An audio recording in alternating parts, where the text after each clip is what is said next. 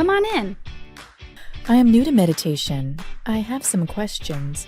Can you put me at ease? Hi. This is going to be easier than you expect. It's very complicated. Okay. Before you start, let's make sure you have the right clothing for meditation. A, B, or C? It's none of the above. Wear what is comfortable to you. Wear what you are wearing now. What about a wetsuit? Weirdly, they researched this. People who choose specific clothes for meditation prefer their meditation experience. Where should you meditate? You need a meditation chair, which you can get from a meditation chair shop. A, B, or C? Obviously none of the above. Sit, lie, you choose. Try a few positions and retry every now and again. Things can change. Can I change my position? Yes, it's your experience. Make it pleasant and you will love it. We suggest sitting or lying in a reasonably symmetrical position, but please do what pleases you. When should you meditate? You must meditate at 6:30 a.m. to get the best effect. A, B, or C? That guy's an idiot. Meditate when you like. Make your plans knowing that meditation works its magic when it's regular and sustained over time. Habits have force, so we suggest you choose times that you can turn into habits. Like before a meal, like your first toilet visit at work, when you wake, on your way to work.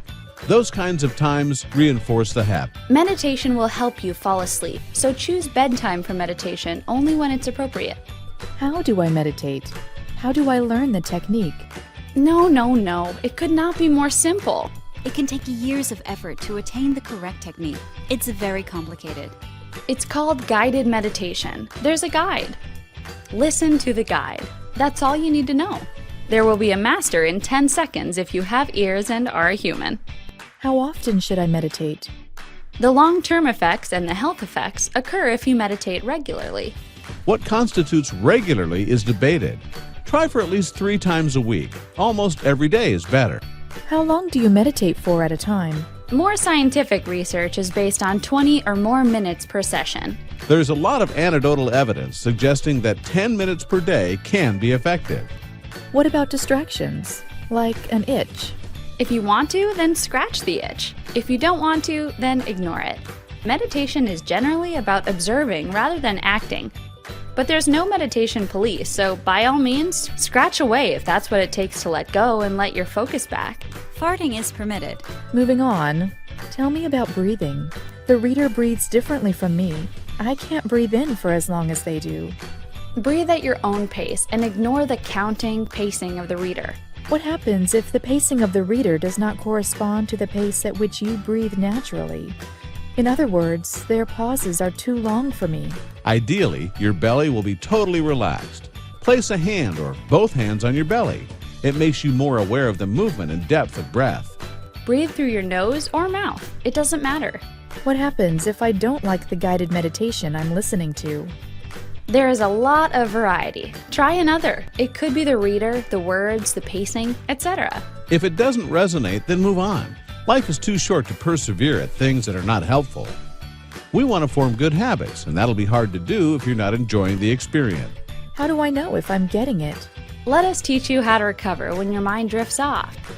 Try this exercise. 1. Suck your stomach in. You're going to hold it in for 5 minutes. 2. Do not hold your breath. 3. Concentrate on keeping your stomach held in. 4. When you notice that you have let go, simply suck it in again and carry on concentrating. Take care not to feel guilt or any judgment about having drifted off.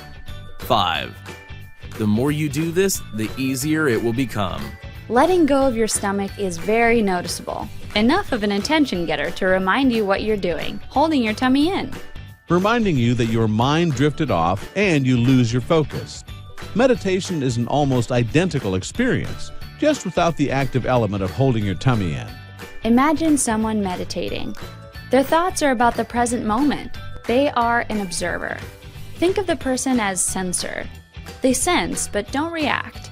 They hear sounds, not words. They hear words, not meaning. They notice the car, but then mind drifts off. It drifts off further. I never saw that coming. But then they notice. It's normal. Everyone's mind drifts off. They realize they lost focus and they bring their focus back to the present moment as an observer. Bring your attention back to your focus. This is the functional definition of meditation. This step is what makes meditation different from simply sitting quietly and thinking about things.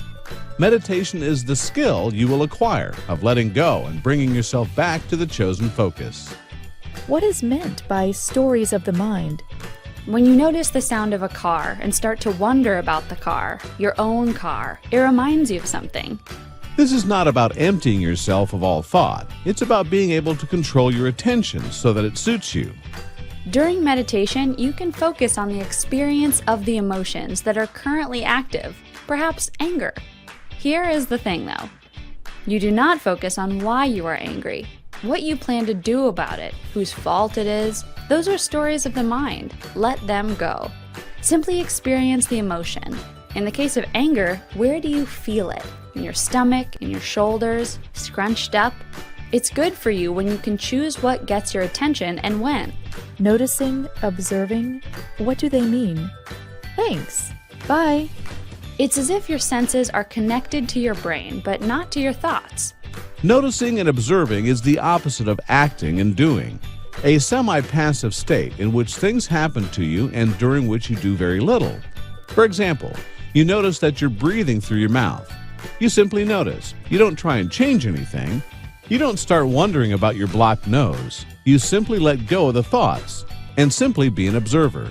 Think of yourself as a sensation junkie who's too lazy or passive to do anything about the sensations.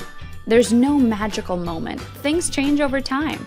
Try for almost every day for 2 months. If you don't get it, then try another method and another site. Meditation is so good for you, it's worth persevering. Thanks for watching. Bye. Live well with ease. Thanks. Bye.